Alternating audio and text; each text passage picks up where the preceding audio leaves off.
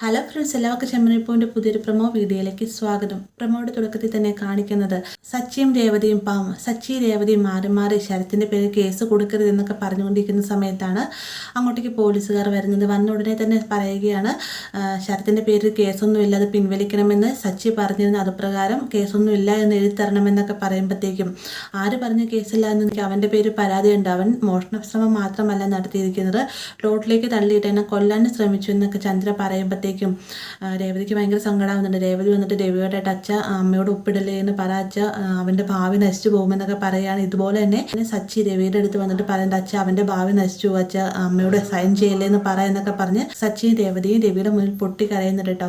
എന്നാൽ ഇതൊന്നും തന്നെ കണക്കാക്കാതെ തന്നെ ചന്ദ്ര ഈ ഒരു പേപ്പറിൽ സൈൻ ചെയ്ത് കൊടുക്കുകയാണ്. അപ്പോൾ ഇതൊക്കെ കാണുമ്പോഴത്തേക്കും ആകെ നിസ്സഹായാവസ്ഥയിൽ നിൽക്കുകയാണ് സച്ചി രേവതിയും. അപ്പോൾ ഇത്രയുമാണ് പ്രൊമോയിൽ ഉൾപ്പെടുത്തിയിരിക്കുന്നത്. വീഡിയോ ഇഷ്ടമായ ലൈക്ക് ചെയ്യാനും കൂടെ തന്നെ സബ്സ്ക്രൈബ് ചെയ്യാനും മറക്കരുത്.